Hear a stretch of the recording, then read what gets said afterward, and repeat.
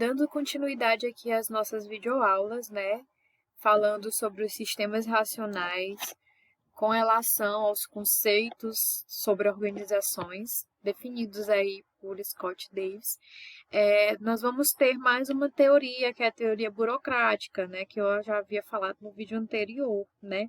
E aí essa questão da teoria burocrática fala sobre a divisão do trabalho em setores, a hierarquia entre esses setores, né? Esses setores eles trabalham independentes, mas com o mesmo objetivo, o foco na seleção de pessoal voltado à qualificação técnica, onde essas pessoas que estão dentro da organização, elas vão estar focadas no seu emprego como carreira, né? E junto com a empresa, junto com a organização, eles irão gerar uma administração que irá ser vista como uma administração eficiente e eficaz, e um dos grandes nomes dessa teoria é o Weber, que pregava a mesma coisa de toda essa teoria, né? Não sei se vocês conseguem perceber, mas hoje, como a gente enxerga as organizações, é muito nesses sistemas racionais, e muito ali equilibrado entre a teoria burocrática e a teoria administrativa.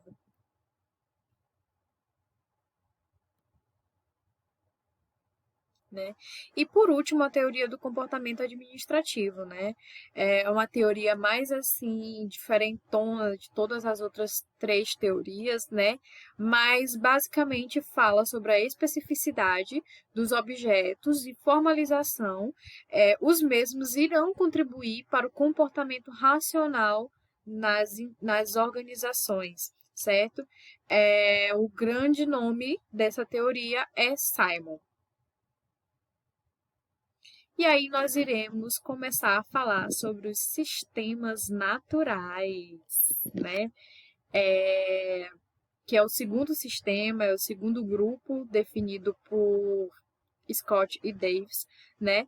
E os sistemas naturais, eles vão estar ali focados na organização e também nos elementos internos das organizações.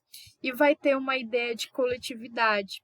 E essa coletividade vai estar voltada mais para a questão de que os membros eles irão estar perseguindo os seus próprios seus objetivos, né? Os objetivos eles vão ser objetivos individuais e às vezes até únicos, né? Esse tipo de objetivo. Mas, né, esses indivíduos, esses membros dessas organizações, eles vão enxergar a organização como uma fonte para a realização desse objetivo, como um recurso importante. Então, aqui, né, esses sistemas mais naturais, do contrário do sistema racional, é um sistema mais orgânico, onde irá evidenciar a pessoa também, né? E por ser um sistema mais liberal, vamos dizer assim, menos informal, né? Tem que trazer dois pontos de preocupação e de importância nesse sistema, nesses tipos de organizações. Dentre eles, um dos pontos é a questão da complexidade, né? Da complexidade desses objetivos organizacionais. Porque se eu estou dentro de uma organização e eu estou buscando objetivos individuais, eu tenho a tendência de ter uma certa disparidade, né, desse objetivo exposto, por exemplo, o objetivo exposto desse membro dessa organização com o objetivo real. Então, há um risco nessa forma de organização, nesse sentido, dessa disparidade, dessa diferença, desse objetivo exposto para o objetivo real, o objetivo oficial que de fato se espera dentro da organização que tem esses sistemas mais naturais, né? E outra questão dentro dessa complexidade dos objetivos é que nem sempre o que guia o comportamento organizacional, né, aliás, o que guia o comportamento das ações dos membros das organizações, nem sempre é o objetivo da organização. Então, tem essa complexidade, esse problema, né? Porque às vezes o objetivo do membro não é o mesmo que a organização é, tem, né? O objetivo não é o mesmo que a organização tem. Então, tem esse momento dessa diferença, dessa disparidade, que pode se tornar sendo um problema dentro das organizações.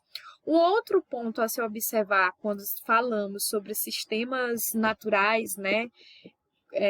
Das organizações é a questão também da existência de uma estrutura informal, né?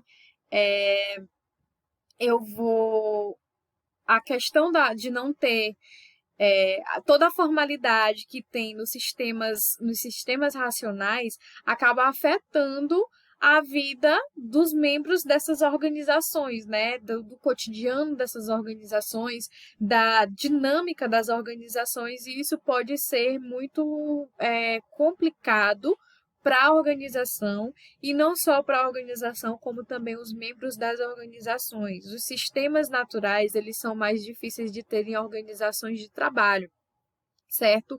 Até porque é um sistema novo, né?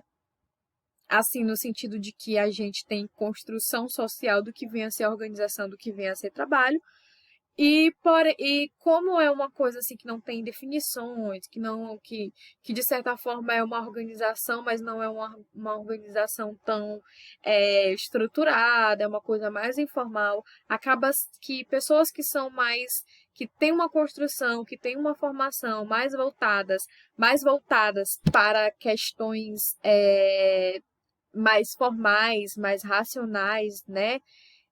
Mais burocráticas, mais administrativas, acabam tendo um impasse quando de encontro, quando tem contato com sistemas naturais de organizações, tá certo? Então, esses sistemas naturais,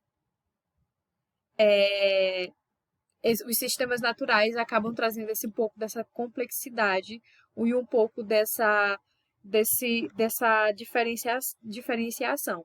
E nós vamos ter, dentro dos sistemas naturais, a escola de relações humanas e os sistemas cooperativos, os sistemas cooperativos. Essa escola de relações humanas, elas vão falar mais sobre a dinâmica dos grupos informais, certo? Vai estudar mais as questões das relações humanas, relação do membro com relação ao grupo, com relação à organização. Essa teoria de sistemas cooperativos vai estar trazendo mais uma questão de estudos e teorias acerca da cooperação, né? E também tem uma questão dentro dos sistemas naturais, que essa teoria dos sistemas cooperativos só vai funcionar de fato se a pessoa que está inserido dentro desse sistema, dentro da organização, se de fato ela estará disposta a cooperar com a organização, se ela está de fato disposta a colaborar no ambiente ao qual ela está inserida. E esse também é uma das problemáticas desse tipo de sistema, né, do sistema natural, porque nem sempre os objetivos da organização vai estar alinhado com o objetivo do membro integra essa organização. Às vezes há uma grande discrepância de objetivos, né? Mas dentro de todas essas definições, há a necessidade de que o membro que está inserido dentro dessa organização esteja disponível a cooperar com ela, certo? Então, para que o sistema de fato funcione como descrito nas teorias. E aí nós teremos o terceiro sistema proposto por Scott e Davis, né, que são os sistemas abertos. Eu particularmente observo que nas nossas organizações, exemplos de organizações, exemplos de formas como se constituem as nossas organizações brasileiras, né?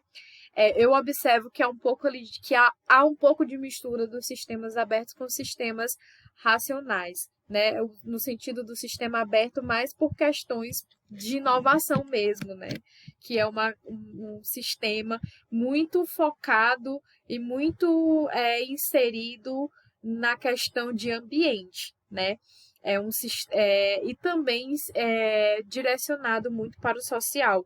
No caso, os sistemas abertos, eles são um sistema social que vai estar inserido em um ambiente maior. São organizações que têm ali um social muito mais efetivo, uma questão social bem mais efetiva.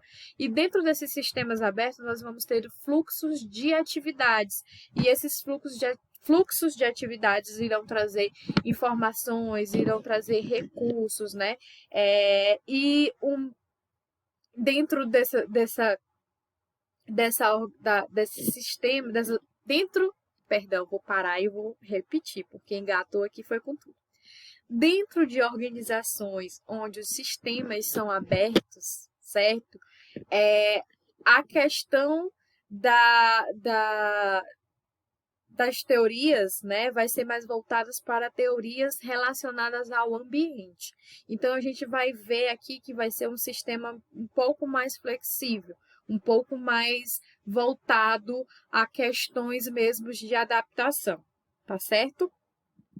E dentro dos sistemas abertos, há uma política, há uma teoria, há questões de estudiosos, observações dos estudiosos, trazendo que essa questão das organizações, elas não são sistemas fechados, elas são sistemas abertos, né? E aí estão abertos para flexibilidade, estão abertos para mudanças, estão abertos para informações, estão abertos para fluxos, né? Fluxo de pessoas, fluxo do pessoal, não vai estar restrito a uma coisa mais mecânica, né?